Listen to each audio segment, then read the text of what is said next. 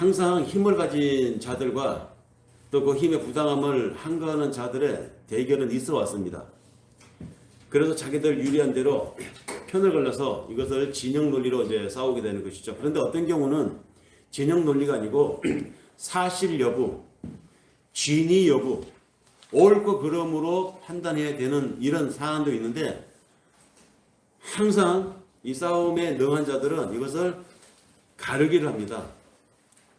편가르기를 하는 것이죠. 그래서 그 편가른 쪽 한쪽에 줄을 서도록 만들어서 이 진실을 호도하고 사태를 왜곡시켜 빠져나가는 기술에 능한 자들이 오늘에만 있는 것이 아니라 옛날에도 있었어요. 아니, 인간이라고 하는 이 존재가 생각이라고 하는 것을 살아오면서부터 사회가 형성되었는데, 사회가 형성되면서 파당이 생기게 되었죠. 편을 가르게 됐고, 그 편을 가르게 되면 그 편에 편성하는 자들이 생기게 마련입니다. 어느 쪽에 선느냐가 내 출세와 내 안일과 내 앞으로 살아가는데 유리할까를 잘 판단해가지고 유리한 쪽의 편을 자기도 서는 것, 이런 자들을 가리켜서 세속주의자, 기회주의자라고 사람들은 명명합니다. 옳고 그러면 상관없어요. 어느 것이 나한테 유리한가를 서는 것, 이것은 예수님 당시에도 똑같았습니다.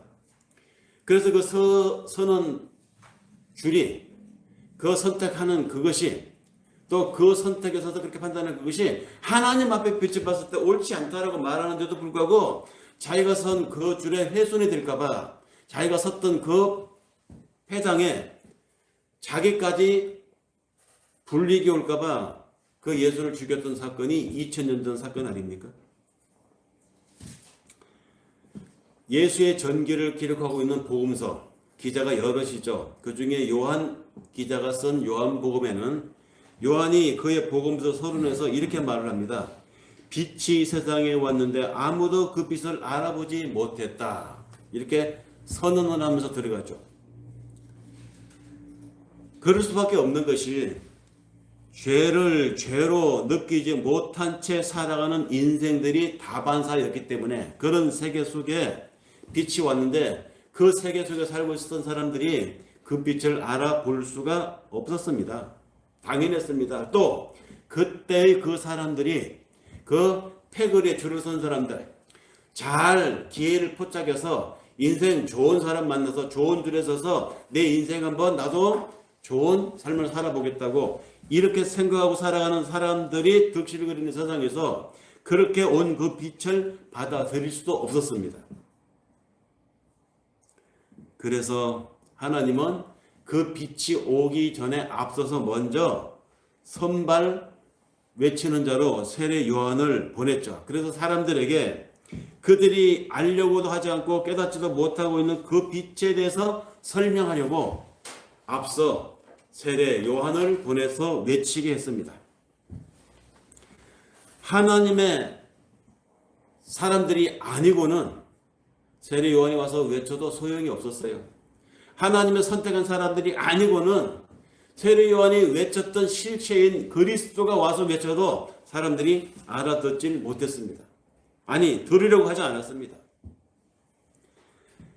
그래서 그런 그 상황의 사람들, 그런 그 상황의 그 시대 사람들을 바라보는 예수의 전기를 썼던 누가 기자는 그의 누가복음서 19장 37절에 42절에 이렇게 말합니다.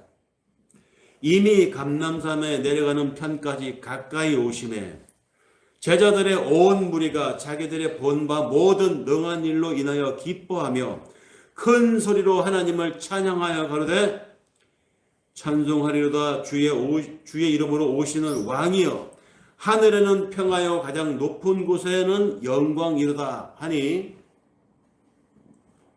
무리 중에 어떤 바리새인들이 뒤에서 말하기를 선생님 당신의 제자들의 저런 말하는 것을 책망하소서. 그렇게 말했더니 예수께서 대답하여 가라사대 내가 너희들한테 말하는데 만일 이 사람들이 잠잠하면 돌들이 소리를 지르리라. 그러니까 제자들이 저런 말을 하지 않으면 길에 널린 돌들이 똑같은 말을 했을 것이다. 이 얘기입니다. 제지하지 말라는 것이죠. 당연히 할 말을 한다는 것입니다. 그러면서 더 가까이 오셔서 예루살렘 도성을 바라보시며 우시면서 말씀하셨다고 했습니다. 뭐라고 말했냐면 너도 오늘날 평화에 관한 말을 알았다면 주올 뻔하였거니와 지금 네 눈에 그 평강이 숨겨졌도다. 그러니까 예수님께서 예루살렘 당신의 백성들 땅에 왔는데 그 당신의 백성들 유대인들 하나님의 선민을 상징하는 예루살렘이 지금 자기들 땅에 자기 고장에 온 이 하나님의 빛 하나님을 알아보지 못하더라는 것입니다. 그 상황을 보시면서 안타까워 눈물을 흘리시며 이 말씀하시는 예수님의 이 심정은 그 당시 당신의 백성을 바라보시는 하나님의 심정이었을 것입니다. 유의할 것은 예수님이 먼 이방 땅을 바라보면서 오신 것이 아니라 예루살렘을 바라보시면서 너도 오늘날 평강에 관한 일을 알았다면 주올 뻔하였거니와 지금 네 눈에 평강이 숨겨진 이 사실이 내가 너무도 답답하고 슬프고 안타깝구나 그러면서 우셨다는 사실입니다. 예루살렘이 누구를 가리킵니까? 예루살렘은 하나님의 선택받은 백성이라고 우월감을 가지고 있었던 유대인들을 가리킵니다. 그 유대인들을 상징하는 도성이 예루살렘이었어요. 시온성이었어요. 이것을 오늘날로 말하면 누구를 말합니까?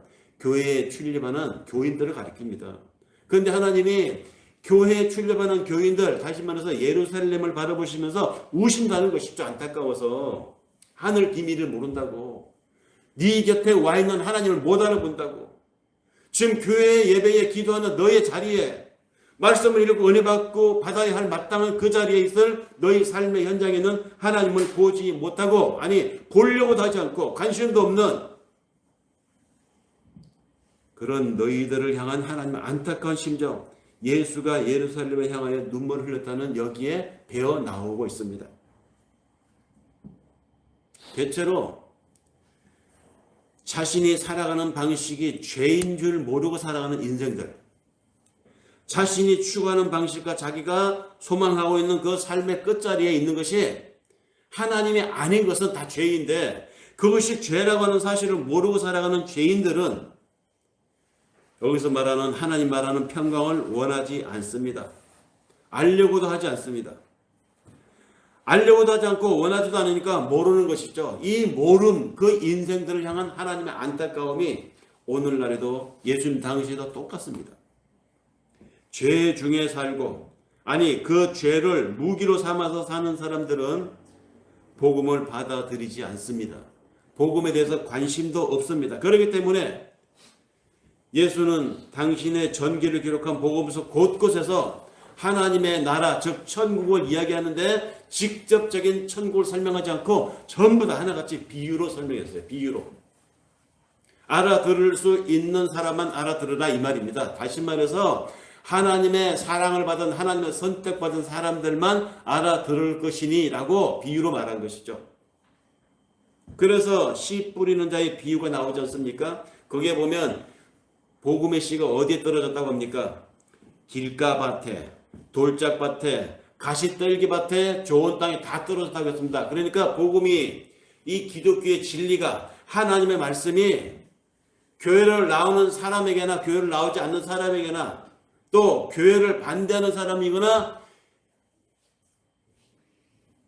교회에 다니는 사람을 혐오하는 사람에게나 모두에게 길가밭이나 돌짝밭 다 떨어졌다는 것입니다. 그런데 어디에서만 열매를 맺게 됩니까? 좋은 밭에서만 열매를 맺게 된다. 그 좋은 밭이 누구냐? 바로 진짜 마음으로 하나님의 은혜를 입은 사람들, 성경 용어로 하나님의 창세전에 선택한 사람들, 이런 사람들만 그 씨를 받아들여서 좋은 밭이 되어서 30배, 60배, 100배의 결실을 맺게 된다.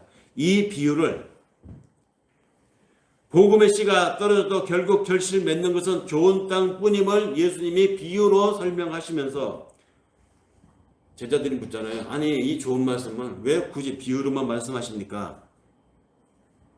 그러자 그 질문에 예수님이 뭐라고 말씀하셨습니까? 이렇게 말씀하셨습니다. 같은 예수의 전교를 기록한 마태복음에 보면 마태복음 13장 13절에서 17절에 왜 비유로 말하느냐? 설명이 나와 있습니다. 내가 저희에게 비유로 말하기는 저희가 봐도 보지 못하며 들어도 듣지 못하며 깨닫지도 못하기 때문이다.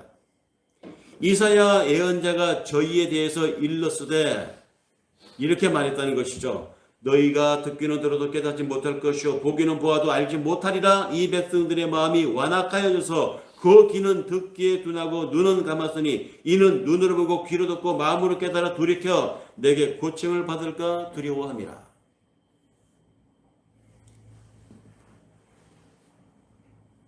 누구나가 다 상식 있는 사람이라면 다 왜 저렇게 행동할까? 저건 죽는 길인데, 저거는 망하는 길인데 왜 저런 선택을 하지? 근데 그 세계, 그들의 그룹 안에 속해 있는 사람들은 다른 사람들이 다 알고 다 보고 다 내다 보이는 그 일이 그들에게는 안 보이는 것입니다. 저렇게 되면 저 사람의 정치 생명이 이제 2, 3년으로 끝날 텐데 다음 총선에서 도대체 어떻게 하려고 저럴까? 그런데 그들은 그거 안 보이는 거예요. 왜? 왜 안 보일까요? 들리지도 않고 보이지도 않아요. 그 세계 가치관에 함몰되어 있기 때문입니다. 그래서 하나님의 말씀이 이사야 예언자를 통해서 그들 나라에 전해졌을 때도 이사야 예언자가 하나님의 주시는 계시를 그대로 받아서 한 말이 저희가 들어도 듣지 못하고 봐도 알지 못하고 깨닫지도 못합니다. 똑같은 얘기를 예수님이 이사야 예언자의 말씀을 인용을 하시면서 여기에서 이렇게 말씀하십니다. 그러나 너희 눈은 봄으로 너희 귀는 들음으로 복이 있다. 내가 진실로 진실로 너희에게 말하는데 많은 선지자와 많은 의인들이 너희 보는 것을 보고자 하여도 보지 못하였고 너희 듣는 것을 듣고자 하여도 듣지 못하였느니라.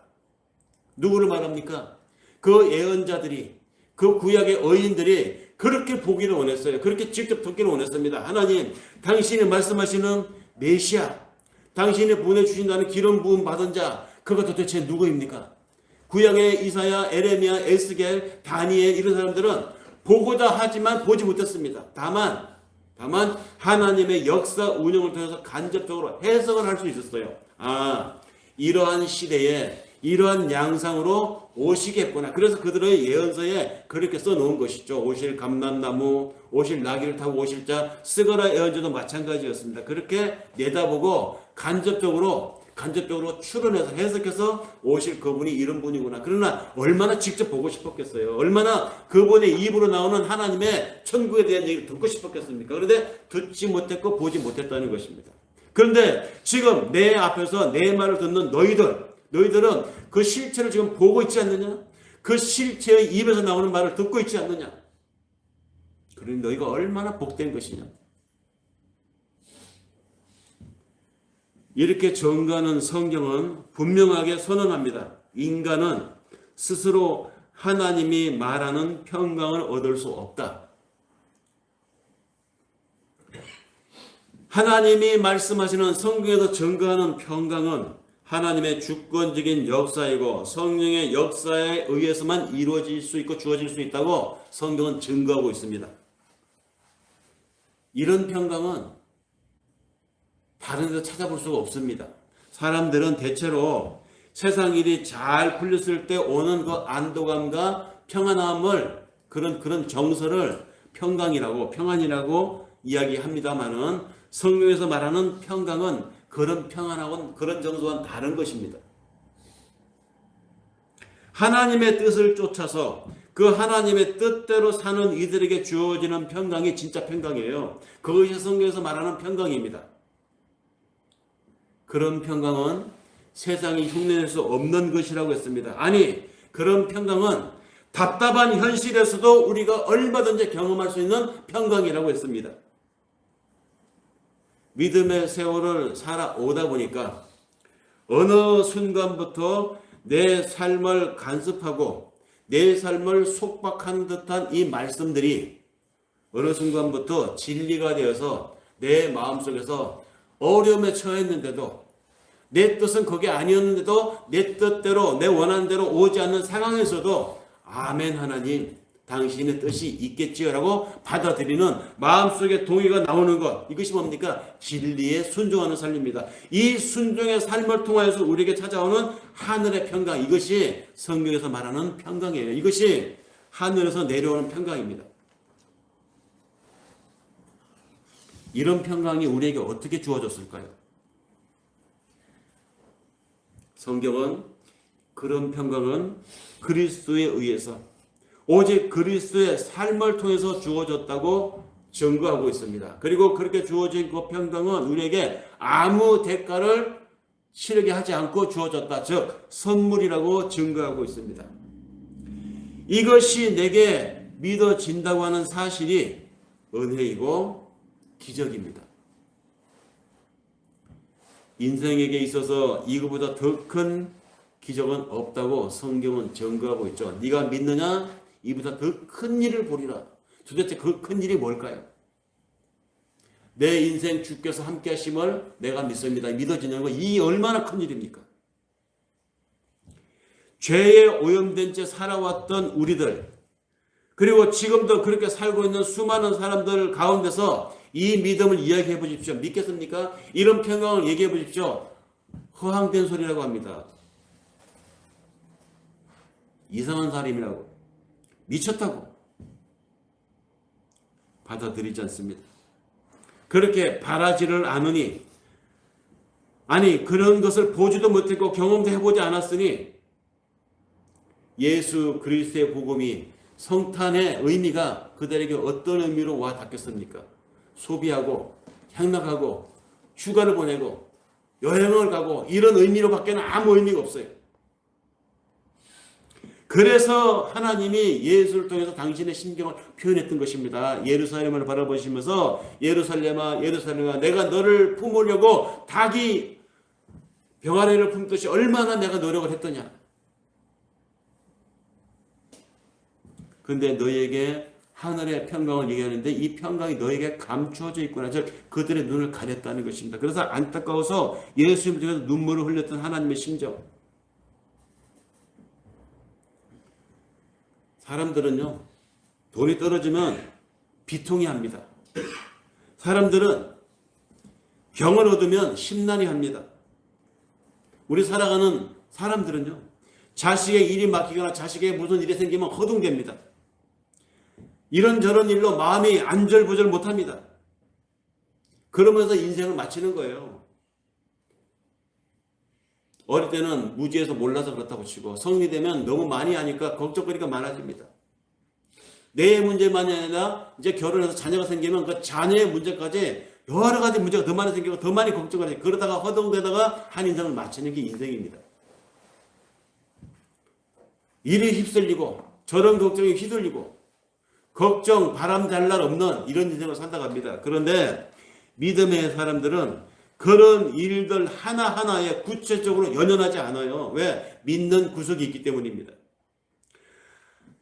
하늘의 평강을 경험한 바가 있고 또 온전한 평강이 조만간에 완벽한 형태로 그 속에 들어가서 우리가 살 수 있다고 하는 이 소망을 가지고 살고 있기 때문에 힘든 삶에도 불구하고 만만치 않은 현실의 그 와중에도 하나님의 말씀을 읽고 어디서든지 기도하고 예배에 참석하면서 그 하늘의 평강, 다가올 하늘의 평강을 오늘 이 만만치 않은 현실 속에서도 우리가 경험하고 있다는 것이죠. 그래서 그 힘이라고 하는 것, 그 담담함이라고 하는 것, 그 담대함, 이 요란한 와중에서도 우리가 그 유지할 수 있는 그 항상성의 힘이 도대체 저 사람들은 무슨 힘으로 저렇게 살까? 바로 이 우리 모양을 바라보는 사람들에게 우리가 하나님을 나타내고 있는 것입니다. 이게 하나님의 평강이에요. 이것이 하늘로부터 오는 평강입니다. 그러니 기적이죠. 성경은 여러 곳에서 이런 평강은 하나님이 창조하는 것이지 사람이 만들어낼 수 없는 것이다 라고 증거하고 있습니다.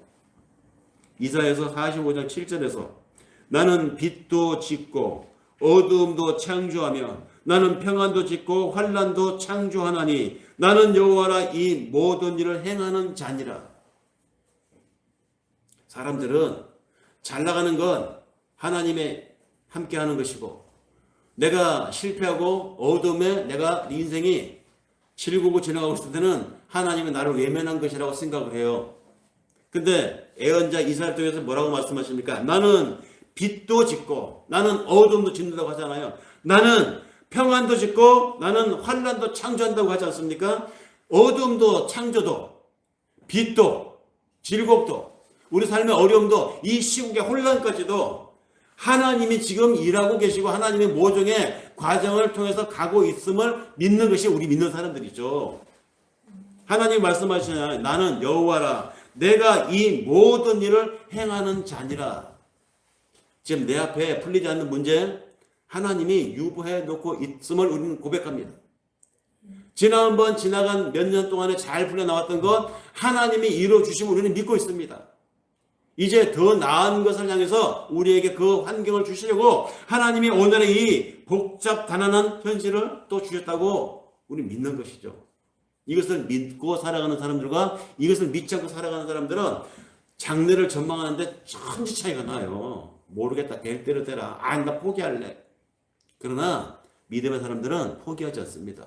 이것이 하나님의 이루시는 일이고 과정이다. 죄에 탁해진 이 세상에 그래서 평강은 있을 수가 없습니다. 이런 세상에서 말하는 평강은 이런 세상이 말하는 평화는 상대적인 평강일 뿐입니다. 왜 그럴까요? 오염되어진 이 죄에 물든 인간 다 계산적인 인간들입니다. 이기적인 인간들입니다. 그렇기 때문에 이기적인 인간들이 모여 사는 이 세상에 진짜 평강이 있을 수 있겠습니까? 내 이익을 위해서 잠시의 평화는 있겠죠. 내가 많이 다칠까봐 잠시 숨죽이는 잠시의 휴전은 있을 수 있습니다. 그러나 성경이 말하는 진짜 평강은 그런 게 아니에요. 그러니 이 세상 사람들은 평강을 모르니 하나님과의 평강도 이야기할 수가 없습니다. 평강은 하나님의 것이라는 것. 이를 제대로 인식한 이들에게만 이 말씀이 복음이 될 수 있습니다. 도무지 평강을 찾아볼 수 없고 벗어날 수도 없을 것 같은 현실에서 그런 오늘을 사는 우리들에게 이 캄캄할 것 같고 이 불안하고 다 얻은 줄 아는데 손에 잡은 모래가 빠져나가는 것처럼 잡아보니까 아무것도 아니고 별것도 아니더라는 이 허망함을 느끼는 이 현실에서 이것이 옳은 줄 알았는데 이걸 잡아보니까 이게 아니었어. 저것이 옳은 줄 저쪽에서 봤더니 이것도 아니야. 도대체 뭐가 옳은 것이고 뭐가 진짜인가. 이 혼돈스러운 현실에서 하나님을 소망하고 믿음으로 살아가는 자들에게 하늘의 복음이 들렸습니다. 그 복음에서 오는 평강, 이 평강을 지금 하나님이 말씀하시는 것이죠. 이미 오래전에 예언자들 통해서 선포된 하나님의 약속이 있었습니다. 그 약속 중에 하나가 우리가 너무도 잘 아는 성탄절 때마다 단골로 언급되는 이야기, 이사야서 9장 6절. 한 아기가 우리에게서 낳고 한 아들을 우리에게 주신 바 되었는데 그 어깨에는 정사를 메웠고 그 이름은 기묘자라 묘사라 전능하신 하나님이라 영존하신 아버지라 평강의 왕이라 할 것임이라. 그 정사와 평강의 더함이 무궁하며. 이사야 예언자를 통해서 하나님 오래전에 말씀하셨습니다. 평강이 없는 이 세상에 하나님의 평강을 주겠다는 것입니다. 그런데 그 주겠다고 하는 방법이 한 아기를 통해서래요. 한 아기를 통해서.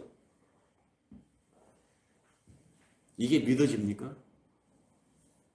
상식 있는 사람들은 터무니없는 이야기라고 해요.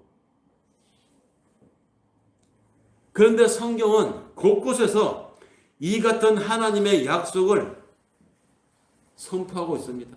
아니 창세기에서도 사실 그 얘기를 하고 있어요. 그래서 완결편인 요한계시록에서 그것을 완전한 새하늘과 새 땅으로 묘사하여 마감하고 있습니다. 오늘 우리가 함께 읽은 이 스가랴서 본문도 그 중에 한 부분입니다. 스가랴서 9장 9절 10절 우리가 함께 읽었지 않습니까? 시온의 딸 크게 기뻐해. 예루살렘의 딸아 즐거이 노래해. 왜냐? 네 왕이 너한테 올 것이기 때문이다. 그 오는 왕은 공의롭고 구원을 베풀며 겸손하여 나귀를 타고 올 것이다. 나귀를 타고 오는데 어떤 나귀를 타고 오느냐? 겸손하기 때문에 작은 나귀, 새끼 나귀를 타고 올 것이다. 이미 예언자의 이 말에서 메시아를 기다리는 사람들이 환상을 깨트립니다. 우리를 구원한 메시아, 로마 군단이 이끌고 오는 화려한 전성가가 울리는 속에서 오는 그 메시아, 구름 타고 오신 메시아, 천군 천사를 이끌고 메시아를 기다렸는데 뭐 나귀를 타고 오고 애기를 타고 애기가 온다고? 도대체 이게 무슨 말이야? 받아들이고 싶지 않아요. 이런 건 현실이 되면 안 돼. 뭐야 이거 장난도 아니고. 받아들일 수 없는 이야기를 하고 있습니다. 더구나 그가 나귀를 타고 온다 그 작은 나귀 새끼라는 것까지도 동의할 수 없는데 더 나가서 내가 에브라임의 병거와 예루살렘의 말을 끊겠고 전쟁하는 활도 끊으리니 그가 이방 사람들에게 화평을 전할 것이요 그의 정권은 바다에서 바다까지 유브라데 강까지 땅끝까지 이르리라. 방식이 도저히 마음에 안 들잖아요. 하나님은 오래전부터 아브라함의 자손이라고 선택한 우리만 하나님을 구원할 줄 알았는데 뭐 유브라데 땅끝까지. 더구나 그 일은 전쟁을 통해서 무력을 통해서 힘을 통해서 제압하고 만들 줄 알았는데 뭐 활을 끊는다고? 에브라임의 병거를 예루살렘의 말에 그 전쟁은 활을 끊겠다? 도대체 그럼 어떤 방식으로 우리에게 이 다윗의 영광을 만들어다 주시겠다는 것인가? 동의할 수가 없었습니다. 우리가 현실에서 보잖아요. 탱크 동원하고 군대 동원하고 말 안 들으면 다 잡아 쳐넣어 했잖아요. 그러면 제압할 줄 알았죠. 그런데 총칼도 없고 일반 시민들이 그날 밤에 그 앞에 가서 이건 막아야 된다고 하는 당위성으로 나선 그 시민들 앞에 꼬꾸라진 거 아닙니까? 그냥 꺾어진 거잖아요. 시간이 더 지나면 만천하에 그 조목조목 작전 계획들이 다 드러날 그 비아람, 악랄함, 그 무자비함이 다 드러나겠죠. 수사를 통해서. 근데 일단 지금 드러난 것만으로 봤을 때 예루살렘의 활을 끊고 전쟁하는 에브라임 군대를 하나님 끊어버리겠다고 했습니다. 그러니까 이것보다도 더 무서운 힘, 더 온전한 힘, 더 완전한 힘. 지금은 시민들의 힘을 통해서 나타났지만 그 시민들의 힘 위에 작용하는 하나님의 역사를 우리 믿습니다. 하나님의 힘을 믿기 때문에 우리가 나귀 새끼로 오시는 하나님의 능력, 그렇게 오는 하늘의 평강을 우리가 아멘하여 받을 수가 있는 것입니다. 평강의 왕이 나귀 새끼를 타고 왔다는 이 사실, 예루살렘에 입성할 것이라는 이 말씀, 그 예수로 시작해서 유브라데 강 끝까지 이방 땅까지 땅끝까지 예수로 시작해서 이방 사람들에게까지 이 평강 샬롬이 전해질 것이라는 이 예언, 그렇게 만들어진 평강이 그때 유대인들을 통해서 사마리아 땅끝까지 전해지더니 로마라고 하는 대제국의 통신망과 교통망을 통해서 이방 땅 전 세계로 흩어져서 이것이 시간이 지나고 세월이 흘러서 오늘의 우리에게까지 복음이라고 하는 선물로 전해졌습니다. 이렇게 전해지고 이렇게 해서 구원받게 된 우리의 이 사실을 하나님은 그 예수가 오시기 600-700년 전에 이 예언자 이사야를 통해서 이렇게 말씀을 하셨습니다. 이사야서 53장 5절에서 그가 찔림은 우리의 허물을 인함이요 그가 상함은 우리의 죄악을 인함이라. 그가 징계를 받음으로써 우리가 평화를 누리고 그가 채찍을 맞음으로 우리가 나음을 입었도다. 오늘을 사는 우리에게까지 그렇게 살다 간 그리스도로 인한 복음의 선물이 그대로 영향을 끼치고 우리로 하나님의 자녀, 하늘의 평강을 경험할 수 있는 이 사태를 줄 것임을 이사야 예언자가 이미 메시아 오기 수백 년 전에 하나님의 계시를 받아서 선포한 말씀입니다. 선물로 주어진 우리의 평강은 그리스도의 순환으로 그 정점인 십자가로 완성이 되었다는 것. 그의 찔림이 없었으면 우리는 하늘의 평안을 경험할 수 없었습니다. 그의 상함이 없었다면 죄의 해방에서 오는 하늘 평강을 우리가 느껴볼 수 없었습니다. 탁한 영으로 악에 중독이 되어서 살아왔던 우리 인생들, 그 한가운데로 내 삶의 한가운데로 뚫고 들어온 십자가로 인해서 우리가 믿음을 고백할 수 있고 이 복잡한 오늘을 살면서도 하늘의 평강을 경험할 수 있게 된 것입니다. 그래서 이런 삶을 통해서 진짜 평강이 무엇인지 경험해왔고 또 그 평강의 삶을 살았던 사도 바울이 우리가 함께 읽은 에베소서를 통해서 에베소 교인들에게 보낸 편지에서 적나라하게 리얼하게 지금 나오고 있지 않습니까? 다시 한번 확인해 보면 에베소서 2장 14절에서 17절 우리가 읽은 내용이 있습니다. 이렇게 말합니다. 바울이 그는 우리의 화평이신지라 둘로 하나를 만드사 중간에 막힌 담을 허시고 원수된 것 곧 의문에 속한 계명의 율법을 자기 육체로 폐하셨으니 이는 이 둘로 자기 안에서 한 세 사람을 지어 화평케 하시고 십자가로 이 둘을 한 몸으로 하나님과 화목하게 하려 하심이라. 원수된 것을 십자가로 소멸하시고 또 오셔서 먼 데 있는 너희에게 평안을 전하고 가까운 데 있는 자들에게 평안을 전하셨습니다. 에베소서를 읽어보면요, 유난히 다른 편지들에 비해서 평강을 많이 강조하고 있습니다. 그런데 이 에베소서를 기록한 곳이 어딘지 아십니까? 바울이 감옥 안에 있을 때예요. 그래서 에베소서를 가리켜서 옥중서신이라고 성경을 공부할 때 이 나누어서 분류해서 공부한 기억이 있습니다. 그 지저분한 감옥, 그 냄새나고 불편하게 거지없는 그 환경, 그 현실에서도 사도 바울은 에베소서를 써서 에베소에 있는 교인들에게 편지를 하는데 그 편지 내용 속에 유난히 다른 편지들에 비해서 평강을 이야기하고 있다는 사실이 놀랍습니다. 이게 기적입니다. 바울은 그 감옥 안에서도 누릴 수 있는 평강을 지금 우리에게 이야기하고 있습니다. 이런 평강이 만만치 않은 오늘의 현실을 살고 있는 우리의 평강이 되어야 하지 않겠습니까? 죄로 저주받아서 사망으로 향하여 살던 우리들이었습니다. 감히 하나님을 부르고 하나님께 다가가면 하나님이 우리를 향해서 뭐라고 그랬습니까? 구약에서 내가 신칙하여 저들을 돌격하리라. 당신께 다가오면 더러운 우리를 죽이겠다고 했던 하나님이었습니다. 그런 우리였습니다. 그렇게 하나님과 원수 되었던 우리를 메시아 그리스도가 당신의 십자가로 평강의 다리를 놓았습니다. 거기에서 오는 위로, 그 함께 하시면서 오는 평강을 우리가 무엇과 바꿀 수 있고 어떤 것과 비교할 수 있겠습니까? 이런 평강을 누리는 오늘의 우리에게 바울이 그의 편지를 통해서 당부하는 이야기가 있습니다. 골로새서 3장 15절에 이렇게 말합니다. 그리스도의 평강이 너희 마음을 주장하게 하라. 평강을 위하여 내가 한 몸을 부르심을 받았으니 또한 너희는 감사하는 자가 되라. 말씀을 정리하겠습니다. 수직적으로 평강의 장으로 들어간 우리에게 수평적으로도 평강의 환경을 이루게 하시는 하나님입니다. 그렇게 하나님과 평강을 이루었으니 우리끼리도 이제 평강케 지내면 자연스럽고 당연한 일입니다. 이 평강을 소유한 우리들에게 한 몸으로 너희가 부르심을 입었으니 라고 주님이 바울 통해서 말씀하십니다. 그런 우리에게 우리들 서로의 관계에도 이 하늘의 평강이 있어야 하지 않겠느냐, 이 말을 하고 있는 것이죠.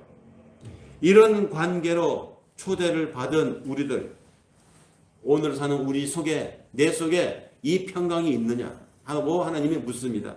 그리고 그 평강이 있다면 그 하늘의 평강을 주변을 향해서 나누고 있느냐, 이걸 오늘 이 말씀을 통해서 우리에게 전하십니다. 이 성탄 시즌을 맞이해서 하나님의 이 하늘로부터 오는 평강을 경험하고 이 평강을 주변 사람들에게 보이는, 그래서 그 사람들로 하여금 저 사람 봐라, 하나님과 함께하는 저 사람 좀 보시오, 저런 사람들이 진짜 하나님 믿는 사람들이구나.